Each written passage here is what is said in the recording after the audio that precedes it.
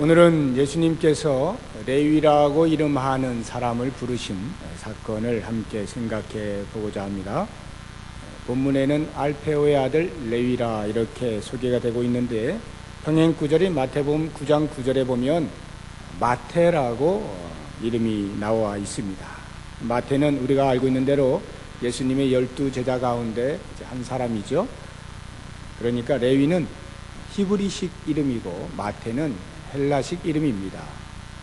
마태가 예수님을 만난 이후에 마태라고 하는 이름으로 이렇게 새롭게 이름을 받은 것이죠. 예수님께서 레위를 부르시는 이 사건에는 몇 개의 부자연스러운 장면들이 연속적으로 나오고 있습니다. 그러나 그 부자연스러움 속에 깊은 진리가 숨겨져 있어요. 구원의 기쁜 소식, 복음이 그 안에서 반짝거리고 있는 것입니다.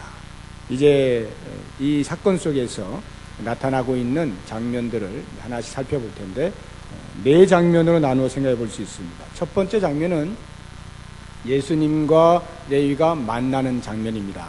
그리고 그 다음 두 번째는 그렇게 만나진 레위가 너무나 기뻐서 예수님과 그 제자들 그리고 자기의 친구들을 자기 집으로 초청해서 식사 교제를 나누는 장면입니다.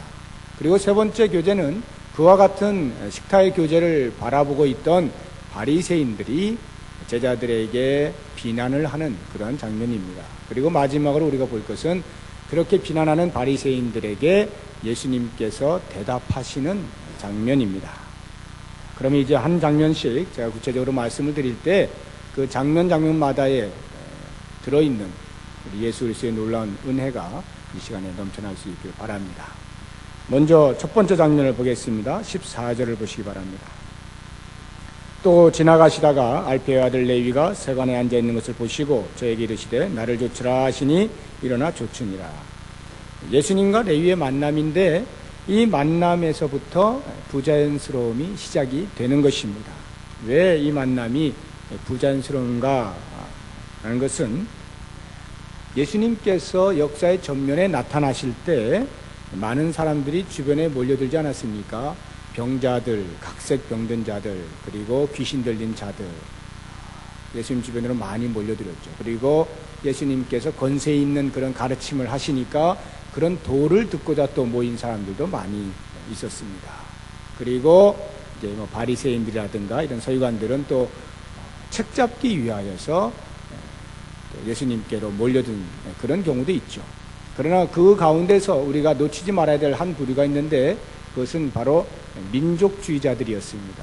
이 민족주의자들은 뭐 특별한 어떤 계층을 이루고 있는 것은 아니었습니다만 로마의 식민지로 있던 자신들의 그 신세에 대하여서 언제나 마음속에 언젠가는 하나님께서 우리들에게 약속하신 메시아를 보내주실 것이다 하고 그 메시아를 기다리고 있던 사람들입니다. 그런데 어느 날 갑자기 등장한 이 예수라고 하는 청년이 가만히 보니까 말씀도 아주 특별한 데다가 귀신들도 쫓아내고 병자도 고치고 하는 능력도 행하는 것을 보니 지금까지 혹시라도 자기들이 기다리던 그 메시아가 아닐까라고 하는 기대감 때문에 계속 쫓아다니면서 이렇게 보고 있었던 것입니다.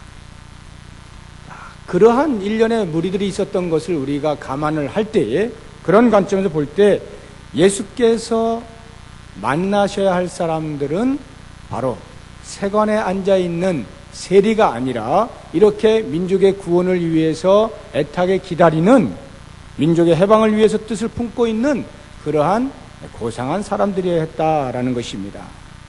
다시 말하면 백성들의 지도 계층에 있는 사람들을 만나는 것이 자연스러운 만남이라는 말이죠.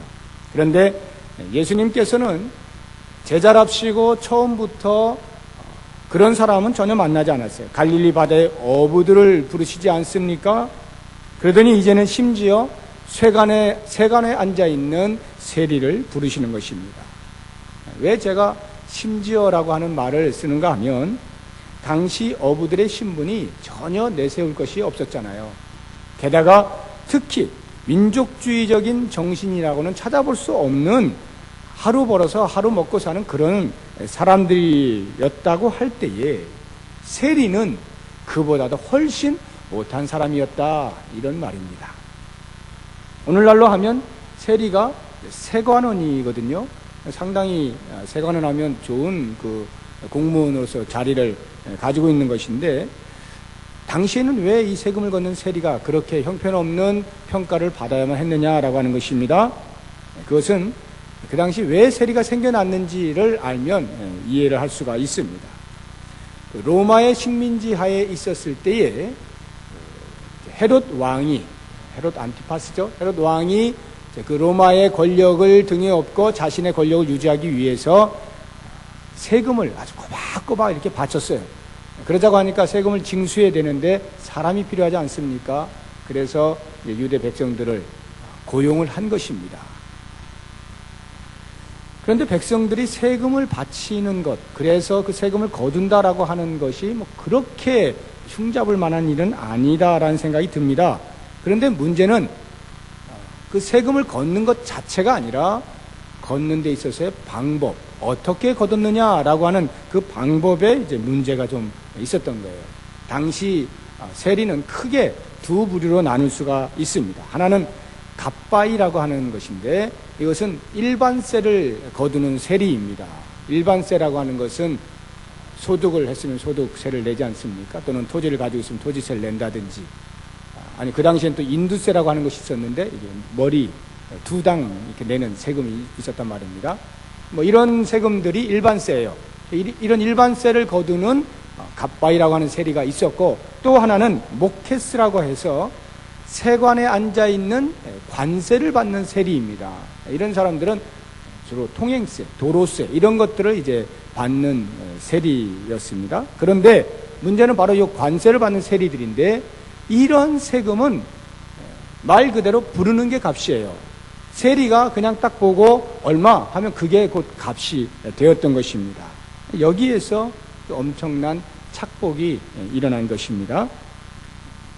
심지어는 이제 그러다 보니 뭐 너무 많소, 뭐 적소, 많소 이렇게 하면서 다툼이 일어날 수도 있잖아요. 난 못 내겠다 이럴 수도 있고, 그런 경우에 세리가 그냥 봐주거나 그냥 넘어가거나 이러는 것이 아니라 사람을 사서 어떻게 해서든지 그 돈을 받아내버리는 거예요.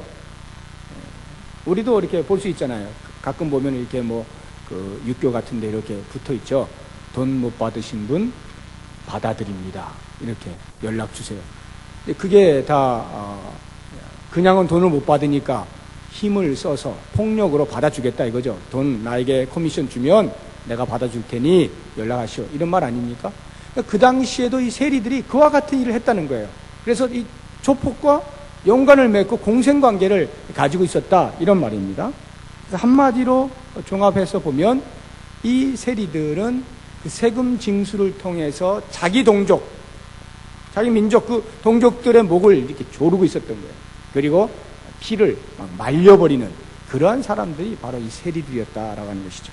그러니까 백성들로부터 어떤 취급을 받았을지는 너무나 분명한 건 아니겠습니까? 상상이 가는 것입니다. 아무도 사람 취급을 하지 않는 거죠. 우리나라도 그런 경험이 있잖아요. 그 일제 치하에 있을 때 그 일본 사람들의 권력 휘하에 들어가서 같은 나라 사람임에도 불구하고 동족을 목을 막 조르고 피를 빨아먹는 그러한 관료들이 있었잖아요. 그런 사람들 누가 상종이나 합니까? 사람 취급을 하지 않는 것이죠. 마치 개만도 못한 그런 취급을 이제 받던 부류가 바로 이 세리였다는 말이죠. 본문에 나타나고 있는 레위, 세관에 앉아있는 이 레위가 바로 그와 같은 관세를 받는 악질 세리였던 거예요. 그러니까 예수님과 악질 세리와는 도저히 만날 수 없는 관계인 것이죠. 굳이 그것을 민족주의적인 관점에서만이 아니더라도 사회적인 관점에서 봐도 그렇고 도덕적인 관점에서 봐도 그렇고 종교적인 관점에서 봐도 예수님과 세리와는 만날 수 있는 그러한 부류의 사람이 아니었던 것입니다. 그런데 예수님께서는 만나는 것뿐만 아니라 그의 이름을 부르면서 제자로 삼았다라고 하는 것이 대단히 부자연스러워 보이는 것이죠. 이러한 부자연스러운 만남이 있고 나서 곧 다음 장면으로 넘어가는데, 이 장면에서의 부자연스러움은 처음 장면보다 한술 더 뜬 것입니다. 15절 보시기 바랍니다. 그의 집에 앉아 잡수실 때에 많은 세리와 죄인들이 예수와 그 제자들과 함께 앉았으니 이는 저희가 많이 있어서 예수를 조침이로라. 레위가 예수님과 제자들을 자기 집으로 초청을 해서 파티를 연 거예요. 성경에 파티를 왜 열었느냐라고 하는 이유는 나와 있지는 않습니다만 우리가 금방 짐작을 할 수가 있는 것입니다. 레위는 아무도 자기를 사람 취급하지 않아요. 친구가 없습니다. 굳이 있다고 하면 뭐 창녀들이나 아니면 자기와 같은 그러한 세리들이 고작 친구들이었던 거죠. 그런데 예수라고 하는 이 젊은 랍비, 이 랍비가 자기를 만나주고 불러주고 뿐만 아니라 제자로 삼겠다는 것입니다. 아마 이 레위가 그 세관에 앉아 있으면서 적어도 여러 차례 이상 예수가 어떤 분인지에 대해서 소문은 들었을 것이 틀림없습니다.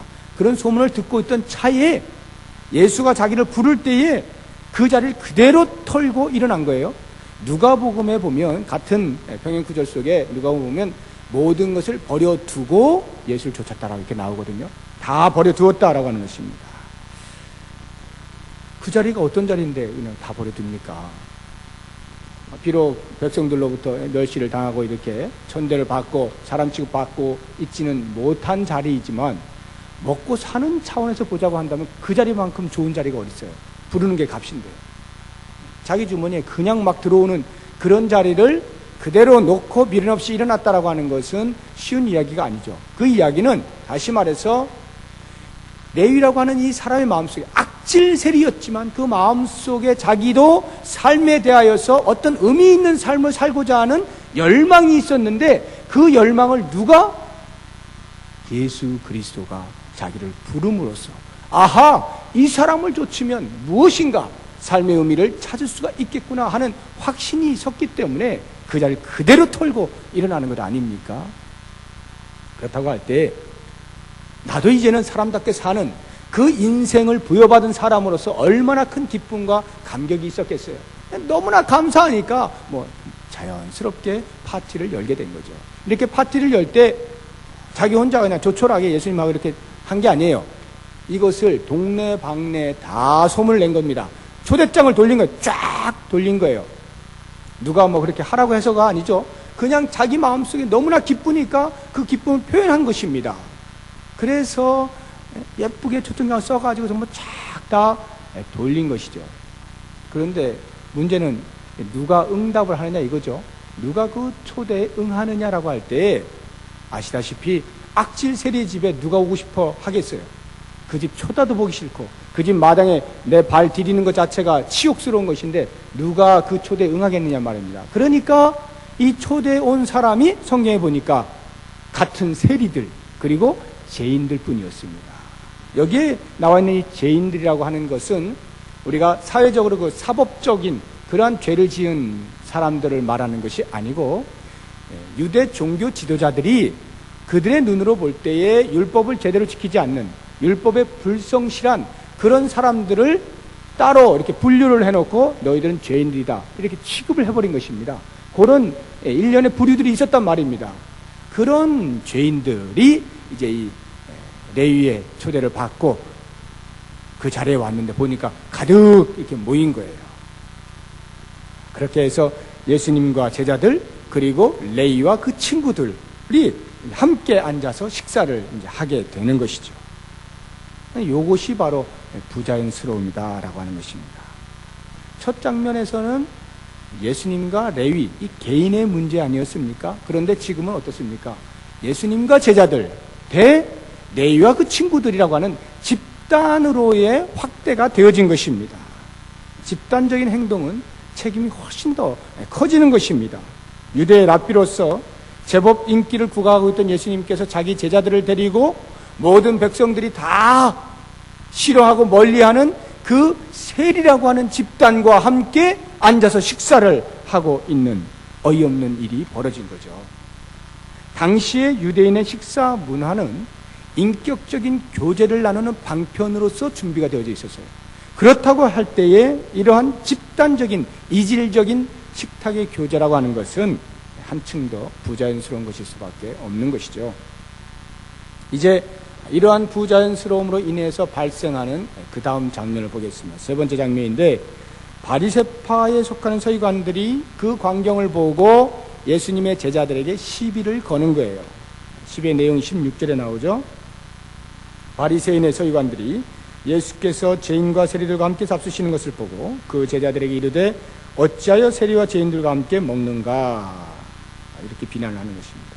왜 이런 비난이 야기되었는가라고 하는 것은 그 당시에 존재하고 있던 그 바리새인들이 도대체 어떤 종류의 사람들인가라고 하는 것을 좀 이해를 하면 훨씬 더 빨리 알 수가 있습니다. 바리새인이라고 하는 것은 어원적으로 보면 분리주의자라는 뜻을 가지고 있거든요. 분리주의자. 분리주의자라고 하는 것이 이렇게 연합하여 아주 잘 살고 있는 것을 가서 깨뜨려가지고 분리한다, 이런 면에서의 분리가 아니고, 유대 종교를 지키는 데 있어서 그 당시 헬라 문화가 이렇게 쫙 들어왔어요. 세속화가 이렇게 밀려 들어왔을 때에 자기들이 가지고 있는 그 유대 정통 종교를 지켜내는 차원에서, 다시 말하면 세상으로부터의 분리, 그런 의미에서 분리주의자라고 하는 것입니다. 이러한 그 바리새인들은 대부분이 평민 계층의 집단이에요. 대부분이 평민 계층이에요. 사두개인들은 이제 고위 관직들이었습니다. 그에 반해서 바리새인들은 평민 계층으로 구성이 되어 있었는데, 이 헬라라고 하는 이방 문화 때문에 혼탁해져 버린 자기 그 종교, 유대 종교의 정체성을 바로 세우기 위해서 형성된 가장 믿음이 깊고 가장 경건한 사람들이 바로 이 바리새인들이었어요.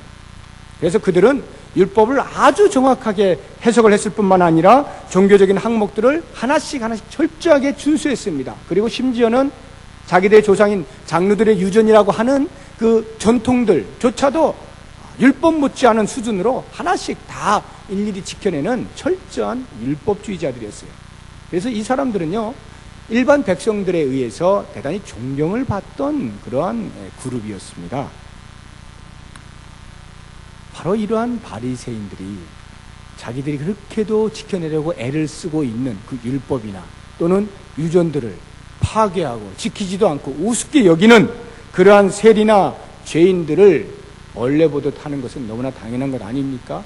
게다가 바로 그러한 사람들과 함께 식사를 하고 있는 예수, 그리고 그 제자들, 당연히 비난을 할 만한 것이다 라고 하는 것이죠. 그런데 이제 흥미로운 것은 이들의 비난조차도 또 다른 어떤 의미에서의 부자연스러움이 존재하고 있다라고 하는 것입니다. 이미 제가 말씀드린 것처럼 그들의 관점에서 볼 때 비난하는 이유, 비난하는 내용은 자연스러운 것이라고 할 수 있습니다. 자기들의 종교를 지켜내는 차원에서 이방 그런 세속 문화와 이렇게 접하고 있는 그런 사람들과 어울리는 그런 그 예수를 비난하는 것은 자연스럽다라고 볼 수가 있어요. 그런데 그 비난하는 방법이 아주 부자연스러운 거예요. 무슨 말이냐면 바리새인들은 지금 예수에 대해서 지금 불만을 가지고 있는 거 아닙니까? 예수가 지금 왜 이 세리와 죄인들과 함께 식사를 하느냐, 이 부분인데 이것을 누구에게 지금 비난하는 거예요? 제자들에게 비난을 하고 있는 거예요. 참 아이러니하죠. 성경을 보면요, 이런 장면을 여러 군데서 발견할 수가 있습니다. 바리새인들은 예수가 어떤 문제를 일으키면 그것을 제자들에게 가서 이렇게 말을 하는 거예요. 막 비난하는 거예요. 그런데 또 다른 면을 보면 제자들이 어떤 문제를 일으키잖아요. 그럼 그것을 가지고 예수님께 찾아가요. 예수님께 막 비난을 하는 것을 볼 수가 있어요. 아주 그 바리새인들의 교활함이라고 할 수가 있겠죠.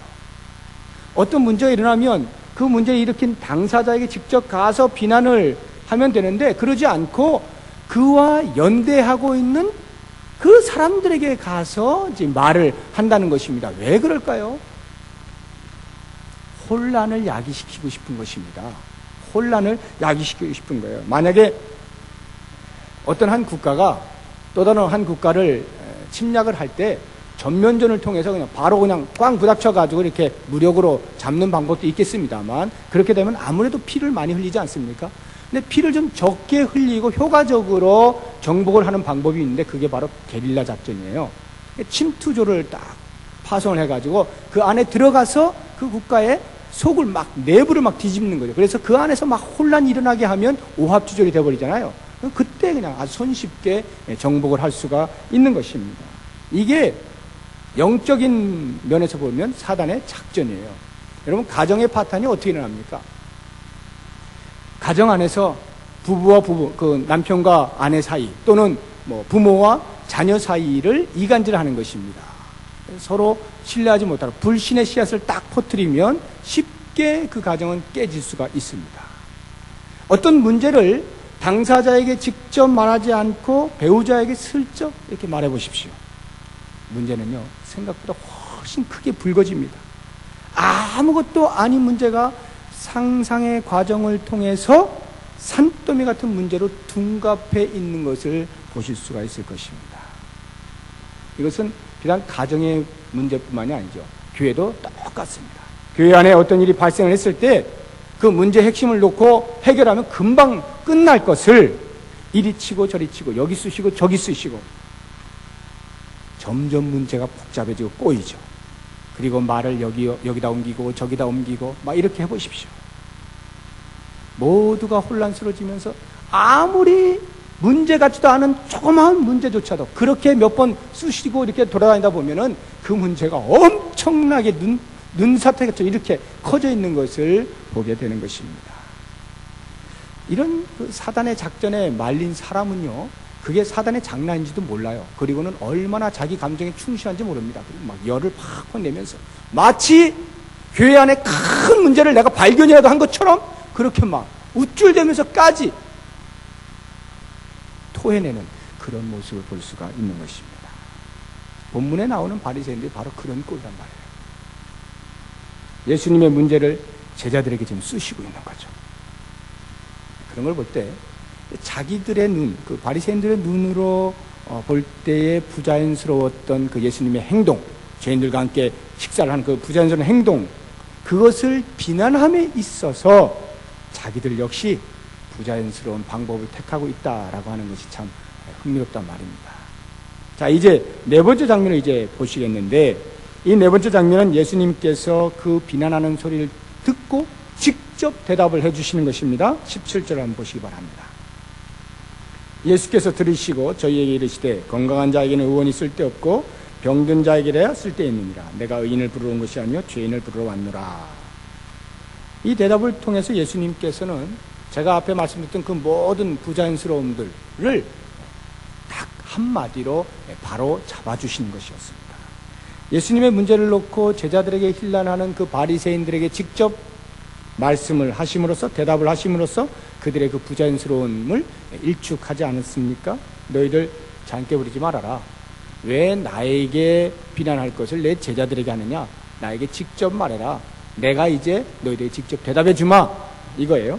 이렇게 직접 대답을 하시면서 그들이 부자연스럽다고 여기고 있던 예수님과 그 세리들, 죄인들과의 만남이 이것이 얼마만큼 필연적인 사건이었느냐라고 하는 것을 말씀을 해주고 있는 것입니다.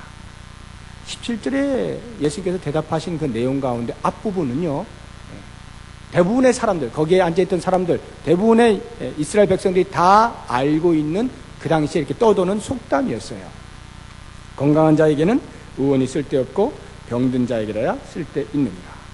지극히 당연한 사실 아닙니까? 의사가 필요한 사람, 병든 사람이지 건강한 사람이 아니잖아요.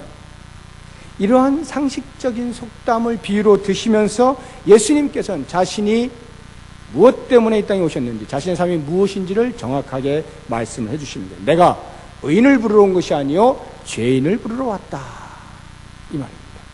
질병을, 육체의 질병을 고치기 위해서는 의사가 필요하듯이 영혼의 질병에서 노임을 얻기 위해서는 구원자가 필요한데, 예수께서는 자신이 바로 그 구원자다라고 말씀을 하시는 것입니다.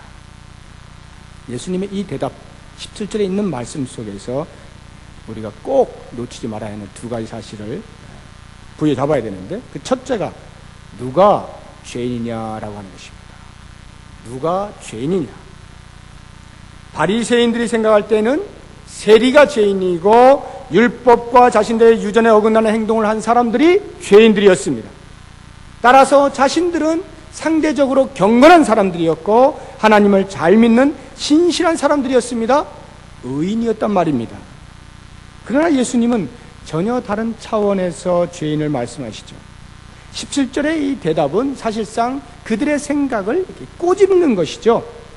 너희들은 너희가 의인이고 그들이 죄인이라고 생각하겠지만 사실은 그게 아니다. 이 땅에 있는 모든 사람은 똑같은 죄인이다. 너희에게는 그들에게 손가락질할 만한 아무런 근거도 자격도 없다. 오히려 너희들은 스스로 의롭다 하니 그들보다 더 심한 죄인이다. 이렇게 말씀을 하시는 거예요. 사도 바울은 이 사실을 너무나 정확히 알고 있었습니다. 그래서 로마 3장 9절 이하를 보면 이렇게 말을 하고 있죠. 그러면 어떠하뇨? 우리는 나으뇨? 결코 아니라. 유대인이나 헬라인이나 다 죄 아래 있다고 우리가 이미 선언하였느니라. 기록한 바 의인은 없나니 하나도 없으며 깨닫는 자도 없고 하나님을 찾는 자도 없고 다 치우쳐 한 가지로 무익하게 되고 선을 행하는 자는 없나니 하나도 없도다. 이것이 온 인류의 모습이다. 이런 말이에요. 과연 누가 죄인입니까? 내 눈에 죄인인 것처럼 보이는 자가 누구입니까? 그래서 교회에 나와서는 안 될 사람으로 여겨진 사람이 과연 누구입니까? 저 사람이 나오면 내 이미지가 구겨진다고 그렇게 생각되는 사람이 과연 누구입니까? 아직도 나 아닌 다른 사람에게서 죄인을 찾습니까? 예수님은 그렇지 않다라고 말씀하시는 거예요. 바로 내가 죄인이라고 말씀을 하고 계시는 것입니다. 그러므로 더 이상 예수를 믿는 일에 있어서 어떠한 외적인 자격이 있을 것 같은 모든 생각들을 다 버려야 합니다. 헌금할 정도의 돈은 있어야 예수 믿는 것, 주일날 입고 올 옷 정도는 있어야 예수를 믿을 수 있다고 생각하는 것, 적어도 성경을 읽을 수 있는 글 정도는 읽어야 예수를 믿을 수 있는 것 아니란 말입니다. 우리의 머릿속에는 혹시 그런 사람들을 우습게 여길런지 모르겠어요. 우리는 혹시 그런 사람들이 예수를 믿는다는 것이 부자연스러워 보일는지 모르겠습니다. 우리는 혹시 예수님께 범접할 수 없는 부류를 우리의 머릿속에 따로 그려놓고 분리해 놓고 있는지는 모르겠어요. 그러나 우리 예수님은 우리의 생각과는 다르게 전혀 다른 방식으로 인간을 분류하시는 것이에요. 한번 생각해 보십시오. 아무리 털을 예쁘게 깎고 화장을 하고 말이죠. 옷도 예쁜 옷을 입고 사람이 들고 다니는 그 백도 다 걸치고 말이죠. 그리고 우아하게 걷는 강아지가 있다라고 할 때 그 강아지가 아무리 사람처럼 끝내주게 치장을 하고 걷는다 해서 어느 누구 한 사람이 그 강아지를 보고 사람이라고 취급하지는 않습니다. 참 예쁜 강아지네 이렇게 말할 뿐이지 야 사람이네 이러지 않아요. 그런데 그 강아지가 지 분수도 모르고 저 밖에서 나뒹구는 그 똥 묻은 개 보면서 저 강아지 저거 이렇게 욕하면서 자기는 사람인 것처럼 착각을 하고 사람 틈새 딱 끼어가지고 사람 행세를 하면 어떻게 되겠어요? 어느 누가 그 강아지를 가만 놔두겠어? 그냥 옷을 홀딱 벗기고 가죽까지 다 벗기지 않겠습니까? 가만 놔둘 리가 없죠. 강아지는 강아지인 거예요. 우리가 하나님 앞에서 죄인이라고 할 때 어느 누가 옷을 입었다고 어느 누가 뭘 좀 들고 있다라고 해서 죄인 아닌 것처럼 착각을 하는 그런 어리석은 사람이 있으면 안 된다는 것입니다. 만약에 우리가 예수를 믿는데 어떤 자격을 논한다면 그것은 딱 한 가지예요. 다른 거 없어요. 내가 죄인임을 깨닫는 것. 이 한 가지만이 예수를 믿는 자격으로 볼 수 있는 거예요. 그 외에 어떠한 우리가 가지고 있는 무엇으로 우리가 주장하고 있는 그 무엇으로 예수 믿음에 차이가 있지 않는 것임을 우리는 명심해야 하는 것입니다. 이제 17절에 나오는 예수님의 대답 속에서 내가 죄인이다 라고 하는 이 사실과 함께 놓쳐서는 안 될 또 하나의 중요한 이슈가 있는데 그것은 바로 예수님이 왜 이 땅에 오셨는가 라고 하는 것입니다. 바리새인들은 예수님께서 회당에 들어가셔서 말씀을 강론하시고 그 강론되어지는 말씀을 들을 때 야 정말 참 대단하다 저런 어떤 강의가 나올 수 있을까? 이렇게 하면서 막 감동을 받으면서 이런 생각들을 했을 거예요. 야, 어떻게 저 친구 우리 편으로 끌어들일 수 없을까? 우리가 믿는 그 율법, 우리가 지키는 율법과 그 구전들, 유전들을 잘 이렇게 받아들여서 우리 편 되면, 야, 정말 우리 바리새파는 끝내줄 텐데. 사두개파나 SNF파보다 훨씬 더 강력한 힘을 구사할 수 있을 텐데. 그러면서 예수를 용이 주도하게 이렇게 바라보았는지 모르겠어요. 그런데 이게 웬일입니까? 그렇게 희망을 걸었던 예수가 자기들이 생각한 전혀 다른 방식으로 행동을 하고 전혀 다른 방식으로 생각을 하고 전혀 다른 방식으로 말을 하는 것을 보고 이 바리새인들은 대단히 당황스러워했던 것입니다. 도저히 근접해서는 안 되는, 자기들이 금기시하고 있는 그러한 죄인들의 부류 속에 쏙 들어가가지고 식사의 교제를 나누고 인격적인 교감을 나누고 있는 그러한 예수를 볼 때 바리새인들은 기겁을 한 거예요. 예수님께서 이 땅에 왜 오셨는지를 전혀 알지 못하는 것이죠. 예수님은 죄인들을 부르러 오셨어요. 죄인들을 구원하시기 위해서 이 땅에 오신 것입니다. 그러니까 스스로를 의롭다라고 여기고 옷을 입고 있는 그 바리새인들은 예수님의 눈에 볼 때는 대단히 외식적이고 위선적인 사람들일 수밖에 없는 것이죠.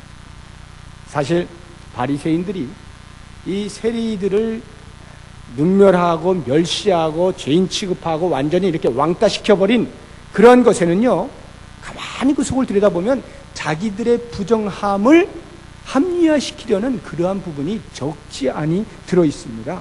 무슨 말이냐면 당시 그 종교 지도자들, 바리새인을 포함해서 뭐 사두개인들이나 제사장들이나 이런 종교 지도자들도 백성들로부터 각종 종교세를 받고 있었어요.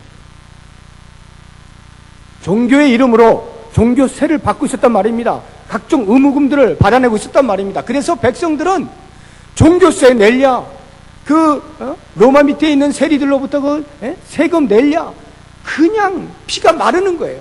그렇게 가난하고 헐벗게 된 그 모든 책임을 이 바리새인들이 어떻게 했느냐? 이것을 전부 다 세리에게 지어지고 세리의 책임이다, 세리들 때문이다 라고 이렇게 뒤집어 씌웠다는 말입니다. 이같이 바리새인들은 자기들의 그 부정함, 더러운 것들을 감추고 자기들의 모습은 보지 않으려고 하고 같은 죄인임에도 불구하고 등급을 나누어서 너희들은 악질 죄인들이야 라고 하면서 취급을 하고 농락을 했던 것입니다. 예수님의 눈에 볼 때는 바리새인들이나 세리나 죄인들이나 하등 다를 것이 없는 똑같은 죄인, 구원자가 필요한 죄인, 그래서 그들을 위하여 내가 왔다라고 말씀을 하고 있는 것입니다. 예수님은 죄인들이라고 여겨지는 그 사람들뿐만이 아니라 바리새인들, 의인이라고 여겨지는 그들을 위해서도 여전히 동일하게 오신 것이란 말입니다. 그런데 그 바리새인들은 어떻게 합니까? 그 기쁜 좋은 소식, 복음을 듣고도 그것이 부자연스러운 것이라고 따질 줄이나 알았지 그 복음을 받아들일 줄을 몰랐던 겁니다. 바리새인들의 생각대로 사실 예수님께서 이 땅에 내려온 것은 대단히 부자연스러운 것이었어요. 한번 생각해 보세요. 신이신 예수님께서 인간의 몸을 입고 오는 것이 자연스럽습니까? 너무나 부자연스러워요. 게다가 하나님의 저주 아래 있는 것이라고 여기고 있는 십자가를 지시기까지 했다라고 하는 것은 그것보다 더 부자연스러운 것이 이 땅에 뭐가 있겠어요? 가장 부자연스러운 것을 예수님께서 행하신 것입니다. 왜 그러한 부자연스러움에도 불구하고 그것을 하셨느냐? 그것은 하나님의 뜻에 순종하여 온전히 죄인들을 그리스도께로, 죄인들을 하나님께로 다시 돌려오게 하기 위함이었단 말입니다.